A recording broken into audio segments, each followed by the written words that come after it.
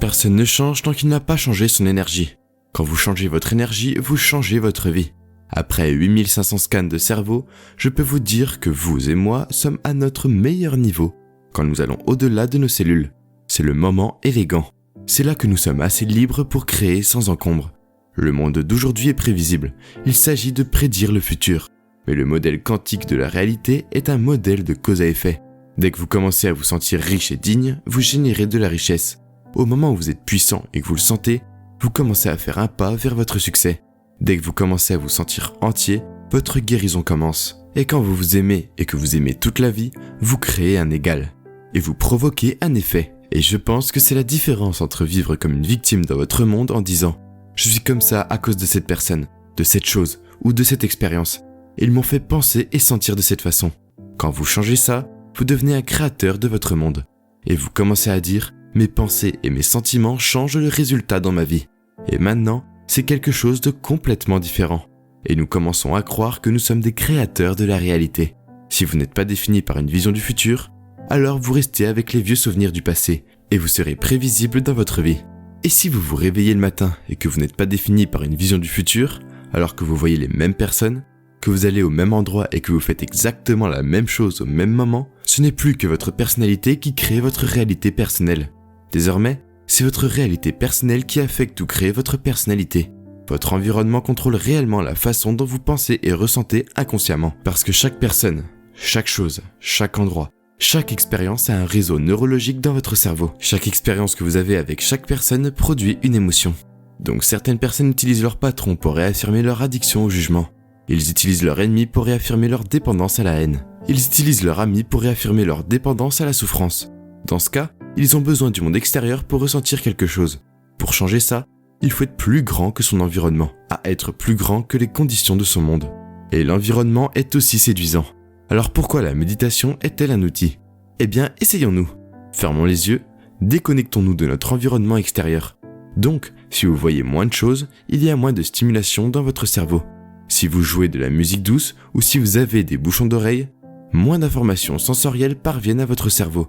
Alors vous vous déconnectez de votre environnement. Si vous pouvez poser votre corps et lui dire de rester à tel endroit comme un animal, de rester ici et lui dire « je vais te nourrir », et une fois que nous aurons fini, vous pourrez vous lever et regarder vos emails. Vous pouvez faire tous vos textos. Mais pour l'instant, vous allez rester assis là et m'obéir. Ainsi, lorsque vous faites cela correctement et que vous ne mangez rien, ne sentez rien, ne goûtez rien, n'expérimentez et ne ressentez rien, vous devez être d'accord avec moi pour dire que vous êtes défini par une pensée, n'est-ce pas ? Donc, quand le corps veut retourner à son passé émotionnel et que vous prenez conscience que votre attention est sur cette émotion-là, et que vous placez votre attention là où vous placez votre énergie, vous siphonnez votre énergie du moment présent vers le passé et vous en prenez conscience. Et vous ramenez votre corps dans le moment présent parce qu'il vous dit qu'il est 8 heures. Normalement, vous vous énervez parce que vous êtes dans les embouteillages à cette heure-ci et vous êtes assis ici et vous avez l'habitude d'être énervé et d'être en retard. Il est 11 heures et vous avez l'habitude de regarder vos emails et de juger tout le monde. Eh bien, le corps recherche cet état chimique prévisible. Chaque fois que vous prenez conscience que vous faites ça et que votre corps recherche ses émotions et que vous le ramenez au moment présent, vous dites au corps que ce n'est plus l'esprit, mais que vous êtes l'esprit. Et désormais, votre volonté devient plus grande que le programme. Et si vous continuez à faire ça encore et encore, encore et encore, encore et encore, c'est comme si vous entraîniez un étalon ou un chien et il finira par dire « je vais m'asseoir ». Et au moment où cela se produit, le corps n'est plus l'esprit. Quand il s'abandonne enfin, il y a une libération d'énergie. Nous passons de la particule à l'onde, de la matière à l'énergie. Et quand nous nous libérons des chaînes de ces émotions qui nous maintiennent dans un passé familier, nous avons vu ça des milliers de fois. En fait, nous pouvons même le prédire maintenant sur un scan cérébral. En ce moment, je suis en train de vivre un changement dans ma vie, où j'ai un résultat spécifique que je veux créer. J'aime me lever tôt le matin. C'est mon moment.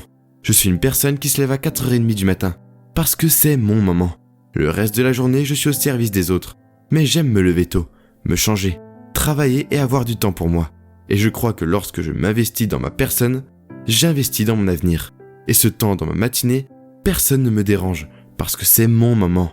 C'est à cause des ondes cérébrales et de la chimie du cerveau. La porte entre l'esprit conscient et l'esprit subconscient est plus ouverte. Et donc, si je me lève tôt et que je suis en quelque sorte entre θ et α, je n'ai pas besoin de travailler aussi dur. Je ne réfléchis pas. Je me détends en quelque sorte juste dans l'instant. Le soir, je me demande toujours comment j'ai fait. Comment était une vie en un jour. Où suis-je tombé de la grâce? Que s'est-il passé? Et donc, quand je regarde comment j'ai réagi à quelqu'un ou quelque chose, ou si j'avais pu faire un meilleur choix, je me mets naturellement, et nous le faisons tous, je commence à penser, si la même situation se reproduisait, qu'est-ce que je ferais différemment? Et c'est l'acte de commencer à trouver un nouveau plan. Le fait de le répéter dans votre esprit commence à installer des circuits dans votre cerveau, l'amorçant de sorte que, lors de la prochaine expérience, vous puissiez modifier votre comportement pour mieux réussir dans la vie. C'est ce qu'on appelle la plasticité. La méditation que je pratique n'a plus d'importance pour moi. J'aime juste me lever dans un nouvel état d'être. Des gens me disent « j'ai raté ma méditation aujourd'hui », comme si je suis censé faire comme ça ou quelque chose comme ça. Et je leur dis les yeux ouverts ou les yeux fermés. Quand vous êtes passionné par quelque chose, quand les gens ne peuvent pas se lever le matin et ne peuvent pas sortir du lit, je vais vous dire pourquoi.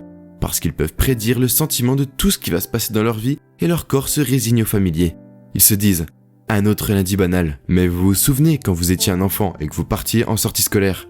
Que s'est-il passé alors? Vous vous êtes levé, habillé et vous étiez prêt à partir avant que vos parents ne se lèvent. Et vous savez pourquoi? Parce que vous saviez que quelque chose d'inattendu allait se produire. C'est comme ça qu'on devrait vivre nos vies. Se réveiller avec la compréhension de s'attendre à l'inattendu. Et quelque chose d'inhabituel devrait arriver dans notre vie comme résultat de nos efforts. Et c'est dans ces premiers moments où ça commence à se produire que nous commençons à nous prouver à quel point nous sommes puissants.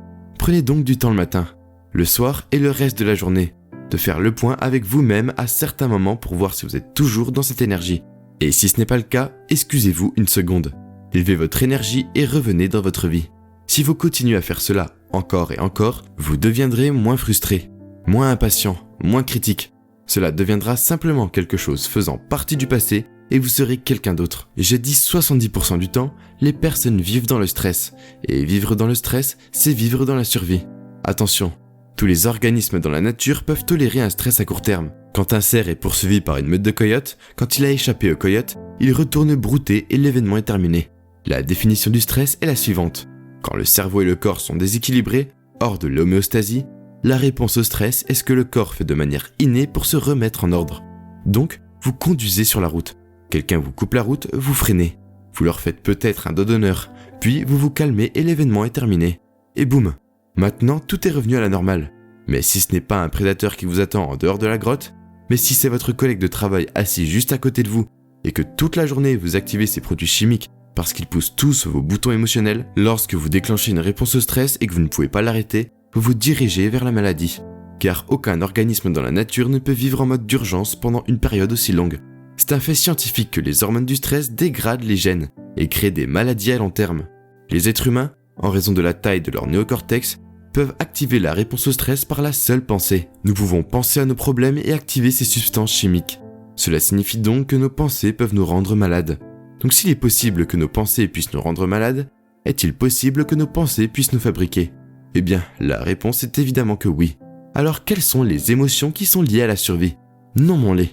La colère, l'agressivité, l'hostilité, la haine, la compétitivité, la peur, l'anxiété, l'inquiétude, la douleur, la souffrance, la culpabilité, la honte, l'indignité, l'envie et la jalousie. Ils sont tous créés par les hormones du stress et la psychologie les appelle des états de conscience humains normaux. J'appelle ça des états de conscience alternatifs. On a donc tendance à se souvenir davantage de ces événements traumatisants parce que, pour survivre, il vaut mieux être prêt si cela se reproduit. Et lorsque le gène de la survie est activé, vous pouvez avoir 10 choses vraiment formidables qui vous arrivent dans votre journée et une seule mauvaise chose qui se produit. Et vous ne pouvez pas détourner votre attention de cette mauvaise chose parce que ce gène de la survie est activé. Il y a de nombreuses années, après la découverte de l'hélice de l'ADN par Watson et Crick, ils ont dit que les schémas de la vie, toutes les maladies sont créées à partir des gènes. Il s'avère que moins de 5%, plus ou moins 1% des gens sur la planète, sont nés avec une maladie génétique comme le diabète de type 1, ou la maladie du goût ou l'anémie falciforme. Les autres, 95 à 99%, sont créés par le mode de vie et les choix. Vous pouvez prendre 2 vrais jumeaux, avec le même génome. L'un meurt à 51 ans et l'autre à 85 ans. C'est le même gène mais dans un environnement différent. Donc tout d'un coup, ils ont dit « Nous avons menti, c'était faux. Ce ne sont pas les gènes qui créaient la maladie, mais l'environnement qui alerte le gène qui crée la maladie. » D'accord, mais ce n'est pas toute la vérité non plus. Parce que vous pouvez avoir 2 personnes qui travaillent côte à côte dans la même usine. L'un d'eux contracte un cancer après avoir été exposé à un agent cancérigène pendant 25 ans. Tous deux ayant travaillé pendant 25 ans. L'autre n'a pas de cancer du tout.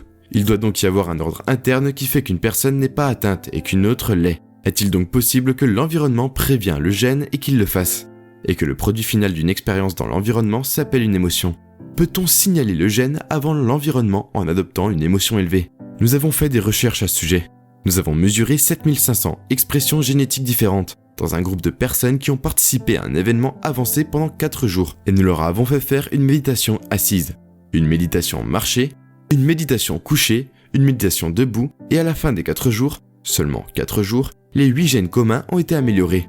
2 gènes contre le développement de cellules cancéreuses et la croissance tumorale. 2 gènes de la neurogénèse, c'est-à-dire la croissance de nouveaux neurones en réponse à de nouvelles expériences et à l'apprentissage. Le gène qui signale aux cellules souches de se rendre dans les zones endommagées et de les réparer. Et enfin, le gène du stress oxydatif ont été améliorés. Nous avons commencé à voir tous ces gènes qui sont très sains et qui permettent au corps de s'épanouir. Imaginez que ces personnes le fassent pendant 3 mois. Nous avons également mesuré le télomètre, les petits cordons de chaussure à l'extrémité de l'ADN qui nous indiquent notre âge biologique. Nous demandons aux gens de faire le travail de méditation. 5 jours sur 7 pendant 60 jours.